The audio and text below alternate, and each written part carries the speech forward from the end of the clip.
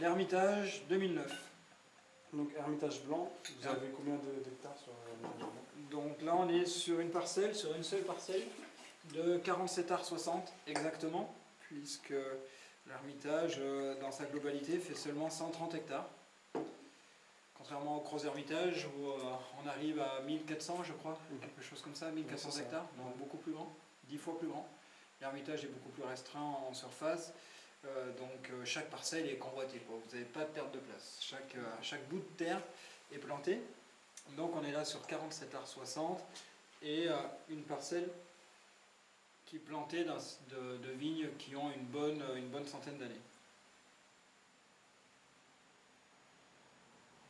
On a plus un nez minéral ou plus... Ouais, tout à fait. Là, la parcelle est extrêmement bien située. La colline de l'Ermitage est divisée en plusieurs quartiers. Et on est sur l'un des quartiers qui s'appelle les Rocoules, et un des quartiers les plus célèbres, les plus fameux et les plus qualitatifs pour le blanc. L'ensemble du quartier, les voisins sont en particulier et principalement plantés en blanc. Et on retrouve effectivement ce côté minéral. On retrouve dès le nez, un peu comme on l'a vu pour le Gros Hermitage 2009, on sait ce qui nous attend un petit peu après. On sait qu'on ne va pas avoir l'acidité qu'on retrouvait sur le deuxième Gros Hermitage blanc, mais cette rondeur qui va être beaucoup plus importante que ce qu'on avait tout à l'heure sur le 2009 en Croze. Une particularité aussi sur cet Hermitage blanc, c'est assez intéressant, c'est que pendant des années, mes parents vendaient la totalité de la cuvée annuelle à un négociant. Donc l'élevage et les vinifications se faisaient hors bois. Le vin ne voyait absolument pas le bois, que ce soit pendant les vinifs ou l'élevage. Et au moment de la dégustation, on était persuadés, tous ceux qui le goûtaient étaient persuadés qu'il avait été boisé. Boisé par un passage en fût. Et c'est assez marrant. Le terroir sur lequel est plantée cette vigne-là restitue des notes de grillé, des notes toastées, un peu briochées, qui sont normalement typiques d'un passage en fût, alors que non, il n'a jamais... Là, c'est pas le cas pour celui-là, il est passé en fût.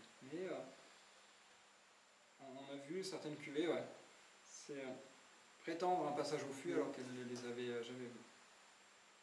En bouche, on a quelque chose d'assez différent quand même du Gros Hermitage, de très différent, même si on est bien évidemment sur le même cépage, mais un vin beaucoup plus long. On parle des Caudalie, les Caudalie qui ne s'arrêtent quasiment jamais, quoi. Vous l'avez en bouche et vous avez ces arômes qui perdurent encore et encore, qui montrent la complexité. On retrouve une palette aromatique qui est beaucoup plus riche, beaucoup plus ouverte, beaucoup plus incroyablement plus diversifiée.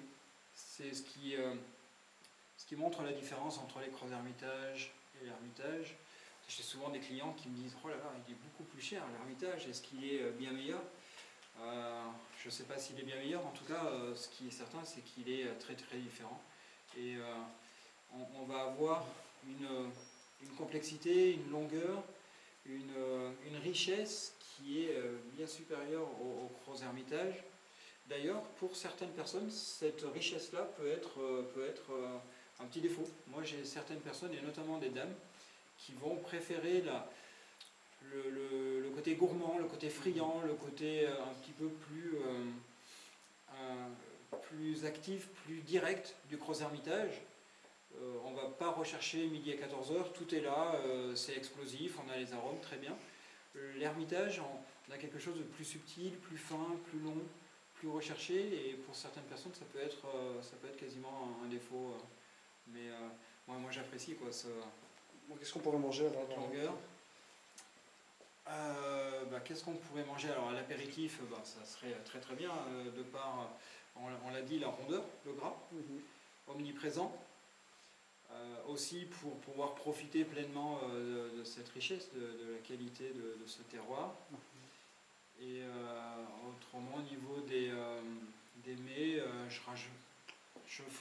je contrebalancerai, comme on l'a vu tout à l'heure pour le Croz-Hermitage.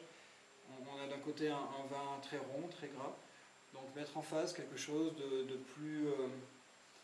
peu plus sec, un poisson très goûteux, mais pas forcément accompagné d'une sauce grasse, plus quelque chose, un poisson un peu plus sec, et laisser le vin envelopper justement ce mets-là. Ouais.